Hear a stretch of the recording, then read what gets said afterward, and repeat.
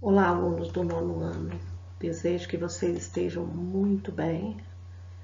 Estamos iniciando, então, o plano de estudo tutorado, o volume 4. E nesse plano, primeira semana 1, nós vamos estudar os fluxos populacionais no processo da globalização. Semana 2, a luta das minorias étnicas e dos refugiados no mundo globalizado. Semana 3, migrações clandestinas, o tráfico internacional de pessoas. E na semana 4, a globalização e o mundo atual. Então, nós vamos estudar com bastante afinco, todos os conteúdos são de suma importância e temos que estudar, Vamos fazer o melhor de nós, tudo isso vai passar, logo, logo nós nos encontraremos nas aulas presenciais, tá ok? Então, vamos lá agora. Então, olha, o que nós entendemos por fluxos populacionais, Fluxo é o quê? Algo que está em movimento. Fluxos populacionais, então, é o fluxo de pessoas, Esse fluxo é um dos principais fatores que nós precisamos entender no contexto da globalização, tá? Então, a partir do momento que houve as melhorias aí nos meios de transporte, principalmente com a invenção do avião e também dos meios de comunicação, tudo isso permite que as pessoas tenham maior mobilidade, então fica mais fácil de mudar de lugar aí no planeta. As pessoas passaram a viajar com mais intensidade, certo? E nesses fluxos nós temos também aqueles fluxos onde temos os refugiados de guerra, os refugiados de catástrofes econômicas, de catástrofes naturais. Então, tudo isso tem feito com que os fluxos populacionais se intensificasse nesse início aí de século XXI, tá? As migrações. O que é o processo de migração? Migração, circulação aí de pessoas.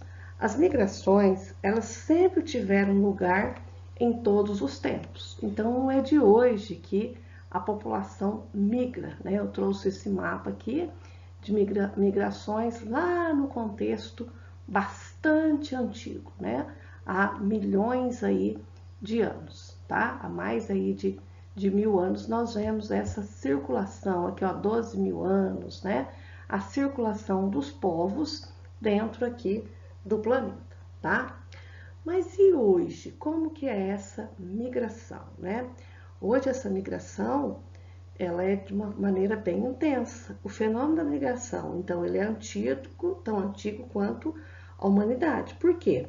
Os povos sempre se deslocaram para novos territórios, às vezes já ocupados até mesmo por outros grupos. Embora não existam dúvidas de que cada vez mais pessoas têm migrado aí nas últimas décadas. E os fenômenos migratórios e a presença de migrantes entre as populações nativas também foram marcantes em outros contextos.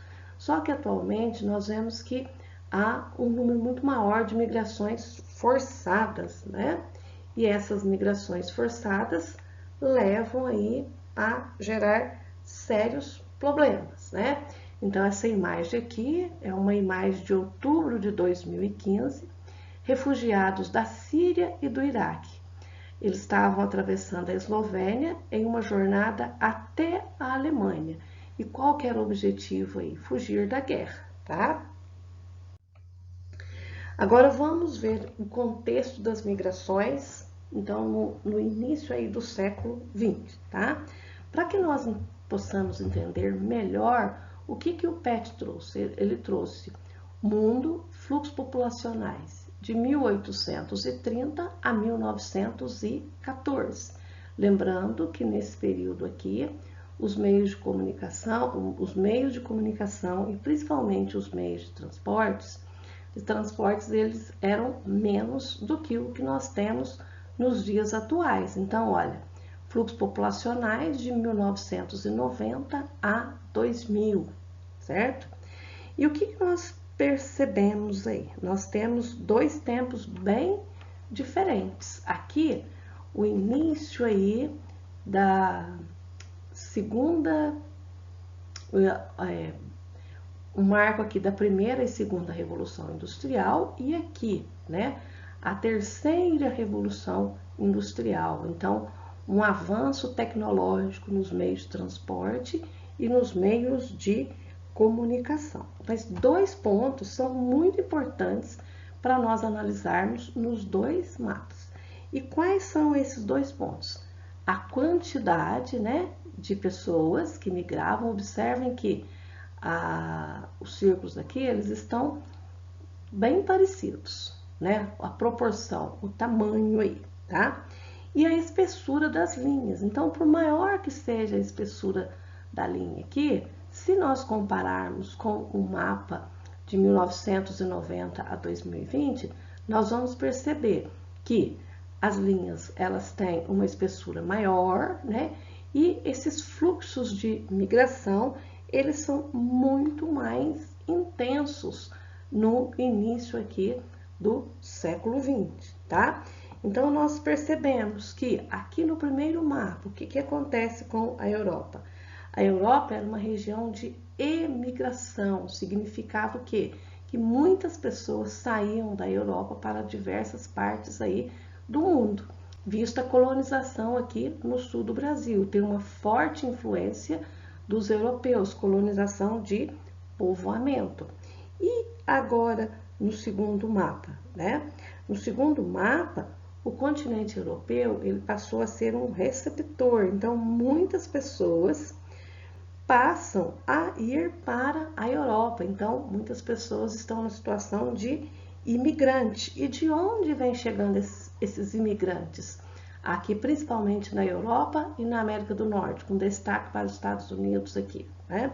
Pessoas de todas as partes do mundo. E o que nós percebemos também, né? Nós notamos uma saída significativa de muitas pessoas dos países subdesenvolvidos para os países desenvolvidos. Por quê? Porque os países desenvolvidos apresentam atualmente melhores condições aí de vida, certo? Então, esse é um fator que faz as pessoas migrarem, né? Nós vamos ver aqui nesse mapa, né, o processo de migração para os países aí. Então, a maioria das migrações internacionais, elas ocorrem por quê? Porque as pessoas querem melhor condições de trabalho, né? Há uma corrente migratória significativa dos países latinos para a América do Norte, para os países desenvolvidos, assim como também há um fluxo significativo de imigrantes que buscam a Europa. E de onde saem esses imigrantes? Saem principalmente das áreas menos desenvolvidas, às vezes de países emergentes e até mesmo de países subdesenvolvidos periféricos. E para onde vão? Vão para os Estados Unidos, né? Nós já tivemos um fluxo migratório significativo aqui no Japão. Nos últimos anos, esse fluxo migratório ele já caiu, e também um grande fluxo migratório para a Europa. Observem que a América do Norte é a parte do mundo que tem o maior número de imigrantes, certo? E o que acontece, né? Aqui o Brasil, por exemplo, ele recebe anualmente cerca de 2,8 bilhões de dólares enviados de pessoas que estão trabalhando aqui no exterior, não só nos Estados Unidos, mas como também aí na Europa. Então, isso faz movimentar a economia dos países subdesenvolvidos? Com certeza, tá? Então, os fluxos populacionais atuais, né, eles têm um contraste com os ocorridos em outros períodos da história, certo? Porém, não simplesmente pela proporção de imigrantes no conjunto das populações, ainda que a sua quantidade absoluta seja maior. Então, ainda que a população absoluta aí dos países seja maior, tem essa questão dos fluxos migratórios. O principal contraste em relação aos períodos anteriores da história são as novas características, como, né, a direção predominantemente, principais emissores, né? Principais emissores, nós vimos lá atrás que são os países subdesenvolvidos, que saem em busca de melhores condições de trabalho, melhores condições de vida, tendo geralmente o sonho de um dia retornar ao seu país de origem, né? Eu conheço algumas pessoas que moram nos Estados Unidos em busca dessa melhor qualidade de vida e que sonham em voltar para o Brasil, né? Então nós vemos aqui, ó, no ranking, os países que mais recebem, os Estados Unidos, né? Portugal tem muito uma questão de estudo, né? As pessoas vão para lá para estudar, né? E nós vemos que esse processo da migração é um processo que está muito relacionado com a globalização. Um outro fator muito interessante, eu não sei se vocês já ouviram falar, mas quem foi meu aluno ano passado já ouviu falar.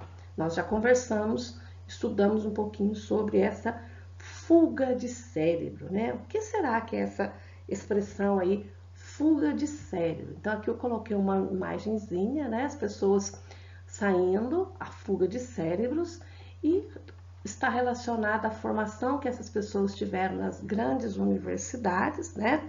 Então, ela refere-se a profissionais especializados em áreas do mercado de trabalho, dotados de um alto conhecimento em seu campo profissional e que migram de países pobres ou com poucas oportunidades de se desenvolver os seus trabalhos para centros mais desenvolvidos, que carecem de suas habilidades.